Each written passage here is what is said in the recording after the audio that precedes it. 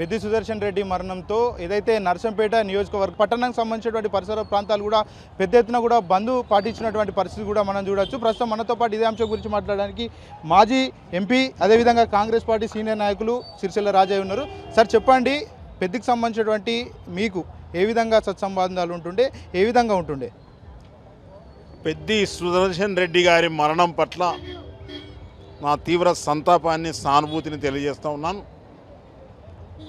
వారి లేని లోటు తీర్చే విధంగా ఆ దేవదేవుడు ఆ కుటుంబ సభ్యులకు ధైర్యాన్ని, సాహసాన్ని ఇవ్వాలని వేడుకుంటా ఉన్నాను. వారి ఆత్మకు శాంతి చేకూరాలని కోరుకుంటా ఉన్నాను.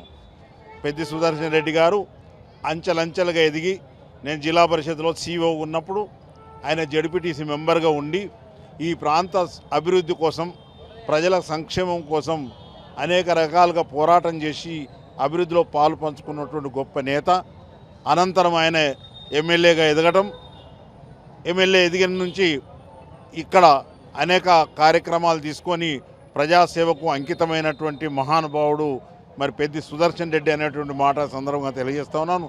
నేను కాంగ్రెస్ వాడిని అయినా, ఆయన టీఆర్ఎస్ అయినా, ఎవరికి ఎప్పుడు ఏం పనిచేసినా అందరం ప్రజల కోసం పనిచేస్తాం. కాబట్టి ప్రజాక్షేమే తన క్షేమని భావించినటువంటి గొప్ప నేత ఈరోజు మరి మన యందు లేడు.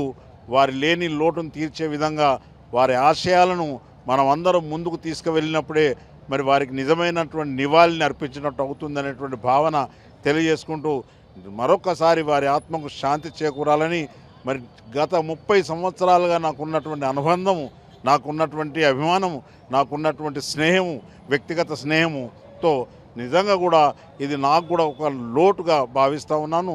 ఆ తీరని లోటు నా దేవదేవుడు తీర్చాలని, ఇక్కడి ప్రజలు మరి వారి యొక్క ఆత్మకు శాంతి చేకూరాలని ఇలా తండోపతండాలుగా వచ్చిన విధం చూస్తేనే ఆయన సేవా నిరతికి ఇది ఒక సాదృశ్యమైనటువంటి నిదర్శనం అనేటువంటి మాట తెలియజేసుకుంటూ మరి వారి ఆత్మకు శాంతి చేకూరాలని, వారి భార్య పిల్లలకు మరి ఆత్మధైర్యాన్ని దేవుడు ప్రసాదించాలని కోరుకుంటూ సెలవు తీసుకుంటా ఉన్నాను. అధికార పార్టీలో ఉన్నప్పుడు ఆయన ఇక్కడ నుంచి కూడా చాలా వరకు ఫైట్ చేస్తూ ఉన్నాడు, ఉద్యమం కోసం కూడా పోరాటం చేస్తున్నటువంటి పరిస్థితి ఆ రోజు ఉంటుండే.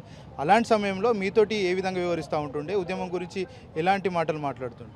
తెలంగాణ ఉద్యమంలో మేము పార్లమెంట్లో ఉండి గల్లీలో వీరులొల్లి పెడితే ఢిల్లీలో బిల్లు పెట్టించి మరి తెలంగాణ రాష్ట్ర ఆవిర్భావానికి కాంగ్రెస్ పార్టీ సోనియా గాంధీ ఎంతైతే పట్టుదలతో ఉందో మరి గల్లీలో కూడా వీరు మాట్లాడి వీరు కూడా ఉద్యమాన్ని ఊతమిచ్చినటువంటి గొప్ప నేత అనేటువంటి మాట తెలియజేస్తా ఉన్నాను. ఆయన టీఆర్ఎస్ ఆవిర్భావం నుంచే ఆ పార్టీలో తొనకక ఇంకేది చూడక అంకిత భావంతో పనిచేసిండు. తెలంగాణ రాష్ట్ర సాధన ఆయన ధ్యేయంగా భావించిండు అనేటువంటి మాట తెలియజేసుకుంటూ ఎవరి వంతు వారు పోషించాము, ఢిల్లీలో మా వంతు మేము పోషించాము, కీలకమైనటువంటి బిల్లు పెట్టించుట్లో మేము కృతకృత్యులమైనాము. ఒక్క ఓటేసి ప్రజలు నాకు అధికారం ఇస్తే ఆ ఓటుకు విలువ కల్పించి ప్రజలు నాకు పిరికెడమని తెలిసి ఉంటే గంపెడు ఓట్లేసి నన్ను ఎంపిక చేసినటువంటి ప్రజలకు నేను ఎల్లవేళ్ళ రుణపడి ఉంటాను. దానికి మరి సాదృశ్యంగానే, దానికి అనుగుణంగానే తెలంగాణ రాష్ట్ర సాధన చేసి వారికి అందించడం జరిగింది అనేటువంటి మాట ఈ సందర్భంగా తెలియజేసుకుంటూ వారి పోరాట నిరతికి, అంకిత భావానికి ఈ జన సందోహమే దానికి నిదర్శనం అనేటువంటి మాట తెలియజేసుకుంటూ సుదర్శన్ ఒక నిదర్శనంగా, నిజాయితీగా పనిచేసినటువంటి ఒక నాయకుడు. ఆ నాయకుడిని లేని లోటు నిజంగా కూడా ఈ ప్రాంత ప్రజలకు మరి ఒక తీరని లోటు అనేటువంటి మాట తెలియజేసుకుంటూ సెలవు తీసుకుంటా ఉన్నాను. పరిస్థితి ఏదైతే సుదర్శన్ రెడ్డి పార్టీలు వేరైనా కూడా అందరం కలిసిమెలిసి ఆ ఉద్యమంలో భాగస్వాములు అయ్యామంటూ కూడా ఏదైతే మాజీ ఎంపీ సిరిసిల్ల రాజయ్య చెప్తున్నటువంటి పరిస్థితి కనబడుతుంది.